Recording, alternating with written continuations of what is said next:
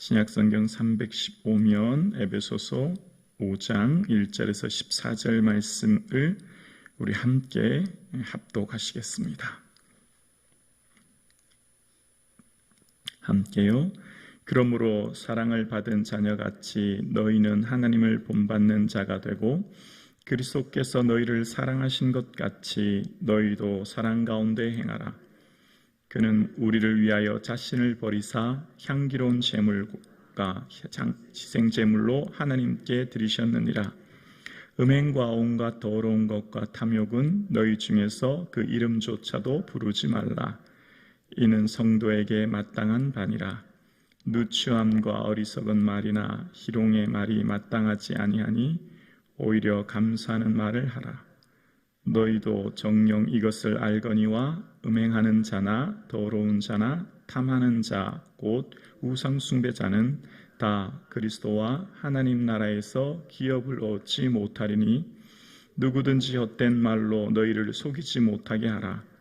이로 말미암아 하나님의 진노가 불순종의 아들들에게 임하나니 그러므로 그들과 함께하는 자가 되지 말라. 너희가 전에는 어둠이더니 이제는 주 안에서 빛이라. 빛의 자녀들처럼 행하라. 빛의 열매는 모든 착함과 의로움과 진실함이 있느니라. 주를 기쁘시게 할 것이 무엇인가 시험하여 보라. 너희는 열매 없는 어둠의 일에 참여하지 말고 도리어 책망하라. 그들이 은밀히 행하는 것을 말하기도 부끄러운 것들이라. 그러나 책망을 받는 모든 것은 빛으로 말미암아 드러나나니 드러나는 것마다 다 빛이니라. 그러므로 이르시기를 잠자는 자여 깨어 죽은 자들 가운데서 일어나라. 그리스도께서 너에게 비추이리라 하셨느니라. 아멘. 할렐루야. 아멘. 예배드림이 축복이요 영광인 줄로 믿습니다. 오늘 이 자리에 함께 하신 우리 모든 사랑하는 성도님들에게 예수 그리스도의 주시는 기쁨과 평안함이 충만하기를 주의 이름으로 축복합니다. 아멘.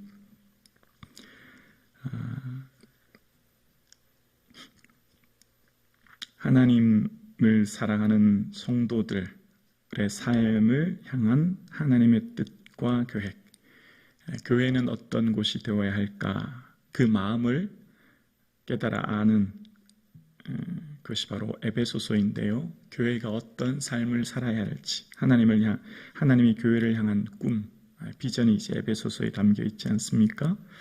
그래서 교회는 이런 곳이 되어야 해라고 하면서 이론적으로 설명하고 풀어 쓴 것이 이제 1장에서 3장까지 어떤 신학적인 내용을 담고 있다면 이제 4장부터 6장까지는 그렇다면 어떻게 살아야 하나, 삶의 구체적인 모습을 쓰고 있는 것이 이제 4장부터 마지막 6장까지입니다. 그래서 하나님께서 우리를 향해 이런 일을 행하셨으니 이제 우리도 주를 본받아서 마땅히 해야 될 삶의 모습을 이렇게 드려야 된다라고 하는 것을 이야기하고 있는 것입니다. 그래서 성도의 삶 가운데 우리는 하나님 본받는 자 되었고 예수님 본받는 자 되었으니 마땅히 버려야 할 것과 취해야 될 것, 또 옛사람과 새사람, 또 우리 삶 가운데 온전히 그런 것들을 분별할 수 있는 삶을 살아야 된다라고 이제 말씀하고 있는 것이죠.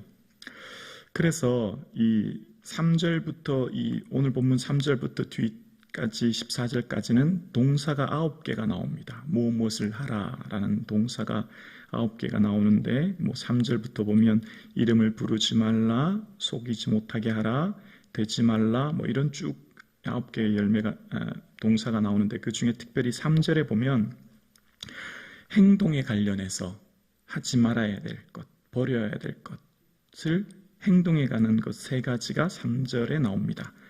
음행이라고 하는 불법적인 성행위, 또 더러운 것, 성적인 부도덕함, 또 탐욕, 더 많이 얻고자 하는 강한 욕구, 이런 것들을 행동에 가는 것들은 버려야 되고, 또 4절에 보면 말과 관련된 것, 언어에 관련된 것이 4절에 나오는데요. 저속한 말, 누추한 말과 또 어리석고 죄악된 어리석은 말, 그리고 희롱의 말은 외설적인 천박한 말들, 이런 말들을 버려야 하고, 그래서 성도에 해야 될 말은 마땅히 해야 될 말이 감사하는 말이다 라고 이제 정의하고 있는 것입니다. 오늘 우리의 삶의 언어가 얼마나 중요한지를 끊임없이 지난 시간에 이어서 계속해서 이야기하고 있죠. 언어가 곧 우리의 삶의 모습에 막대한 영향력을 미치고, 그것은 단순히 사람과 사람과의 관계에 영향을 미치고 또 우리 내면에 영향을 미치고 영적인 파워가 일어날 뿐만 아니라, 그것은 단순히 언어 이상으로서 5절에 보면 하나님 나라를 기업으로 잊지 못하게 하고, 또 6절에 보면 하나님의 진노가 임하게 하는, 그러니까 엄청난 그 힘과 영향력이 있음을 이야기하고 있는 것입니다. 그래서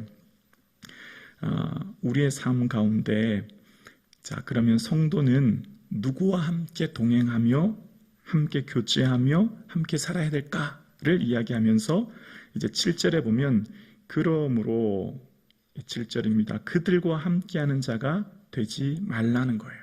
그들이 누구예요? 3절과 4절에 얘기했던 사람들입니다. 행동으로 했던 음행, 온갖 더러운 것, 탐욕, 또 4절 루치함, 어리석은 말, 희롱의 말, 이렇게 말하는 사람, 그런 사람들과 함께하지 말라는 것이죠. 지금 현재 내가 만나고 있는 사람, 나와 교제하고 있는 사람을 잘 분별할 수 있는 눈이 있어야 된다는 거죠. 함께 믿음의 신앙의 공동체를 이루고 있는 이 성도님들인 우리는 참 은혜로운 공동체예요. 지금 만나고 있는 귀한 이 만남 가운데 하나님께 감사할 수 있기를 원합니다. 정말 이 함께 새벽 예배 드리고 교제하는 것이 얼마나 우리에게 소중한지 몰라요. 그래서 이 우리가 함께 만나고 있는 이 은혜로운 공동체, 함께 교제하고 있는 신앙의 믿음의 동역자들이 우리에게 얼마나 소중한지 모릅니다. 그래서 우리의 삶은 특별히, 얘들아, 너희는 세상 사람들하고는 달라. 너희는 이런 사람이야 라고 하면서 하나님께서 8절에 빛의 자녀들이라 라고 이야기합니다. 너희가 전에는 어둠이더니 이제는 주 안에서 빛이라, 빛의 자녀들처럼 행하라. 얘들아, 너희는 빛이란다. 너희는 세상을 비추는 빛이야 라고 우리에게 말씀하고 있습니다. 자, 이제 8절에서부터 이하 14절까지의 모습이 이제 나눠지는데요. 빛과 어둠에 대해서 이제 이야기하시는 거예요. 자, 우리는 다 뭐라고 그랬죠? 이제 빛이라는 거예요. 주님께서 우리를 빛의 자녀들로 부르셨다는 거예요. 여기서 이제 빛의 자녀, 빛과 어둠에 대해서 이야기하는데, 빛은 열매를 맺습니다. 시간이 지나면 열매가 점점 풍성해지고, 시간이 지나면 점점점 영광이 나타나고, 시간이 지나면 점점점 기쁨이 드러나요. 반면 어둠은 열매가 없습니다. 썩어지는 것들이에요. 사라지는 것들이에요. 무의미하죠.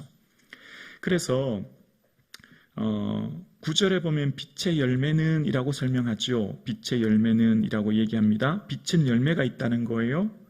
그리고 11절에 보면 너희는 열매 없는 무슨 일이요? 어둠의 일.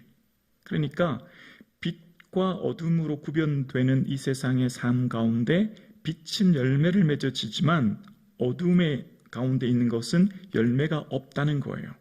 자, 지금 저와 여러분의 삶 가운데 주를 믿고 주 안에 살아가는 우리의 삶은 빛이요, 주를 향해 예배하고 기도하고 찬양하고 경배하고 봉사하고 헌신하는 이 모든 일은 하나님 주신 놀라운 열매가 지금 맺혀지고 있는 거죠. 주님을 사랑하여 살아가는 우리의 삶은 이 세상의 것들과 달리 하나님이 주시는 풍성한 열매가 맺혀지고 있는 거예요. 사도 바울이 갈라디아서도 이런 얘기를 했지 않습니까? 자기 육체를 위해 심는 자는 육체로부터 썩어질 것들을 거두고 성령을 위해 심는 자는 성령으로부터 영생을 거둔다는 겁니다. 지금 우리의 삶 가운데 빛의 자녀들로 주님 내 안에 거하시고 내가 주님 안에 거하며 주와 함께 동행하여 살아가는 이 삶 가운데는 영생을 거두는 풍성한 은혜가 있는 줄로 믿습니다. 저와 여러분의 삶의 매 순간순간마다 주님을 사랑하여 삶을 드리며 주님과 동행하며 걸어가는 이 걸음걸음의 삶이 하나님의 놀라운 영광이 기다리고 있는 줄로 믿습니다.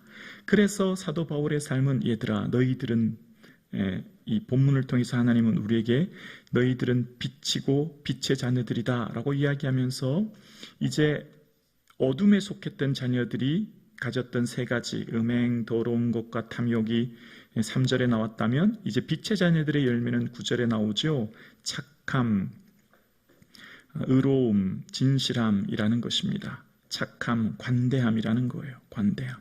모든 사람들을 품고 큰 그릇이 되는 것이죠. 그리고 의로움과 진실함이라는 것입니다. 그래서 빛의 열매 가운데 있는 이런 풍성한 열매가 맺혀지게 된다라고 말씀하고 있습니다. 오늘 함께 새벽 예배 드리시는 사랑하는 성도님, 오늘 저와 여러분의 삶 가운데 우리는 빛이요 빛의 자녀들처럼 행할 수 있는 은혜가 있기를 주의 이름으로 축원합니다. 자, 그러면 빛의 자녀들은 어떻게 살아야 될까? 10절에 한번 볼까요? 10절 함께 한번 고백하시겠습니다. 함께요. 주를 기쁘시게 할 것이 무엇인가 시험하여 보라. 아멘. 주님 좋아하시는 거, 주님 기뻐하시는 거, 주님 즐거워하시는 거, 주님 어떻게 할까요? 주님 어떤 거 좋아하세요? 어떤 거 즐거워하세요? 이 하루 어떻게 살까요? 어떻게 결정할까요? 어떻게 선택할까요? 뭘 드릴까요? 늘 묻고 생각하고, 여기서 시험하다는 말은 분별하라는 거죠. 분별. 매 순간마다 오늘 이 하루에 주어진 시간의 삶을 분별하는 거죠. 오늘 새롭게 하루를 선물로 주셨습니다. 오늘 이 하루의 시간을 구상해 보시고 주님 뭘 기뻐하세요? 어떤 것 드릴까요? 주님 뭘 더 좋아하세요? 생각하셔서 이 하루의 삶이 주님 기뻐하시는 삶이 풍성한 그런 열매가 맺혀질 수 있기를 주의 이름으로 축원합니다. 우리가 주님 기쁘시게 생각하고 우리가 주님 기쁨 위에 열심히 애쓰고 노력하면 주님도 우리에게 기쁨의 풍성한 은혜와 열매를 맺게 해주실 줄로 믿습니다. 자녀들이 부모님을 향해서 뭔가를 선물하고 부모님을 기쁘시게 하기 위해 애쓰면 부모님은 그 자녀들의 마음이 보이지 않습니까? 얼마나 기특하고 사랑스럽습니까? 저는 늘 하나님은 우리에게 그 부모와 자녀를 관계를 통해서 하나님 마음을 더 깨닫게 하시는 것 같아요. 우리가 자녀를 낳고 길러보면 하나님 마음을 점점 이해하는 것 같아요. 오늘 우리의 삶이, 우리의 모든 관심이 하나님을 향하고 마음이 하나님을 향하고 주님을 기쁘시게 하면 주님도 반드시 우리에게 기쁨과 은혜와 영광을 충만히 부어주실 줄로 믿습니다. 기도드리겠습니다.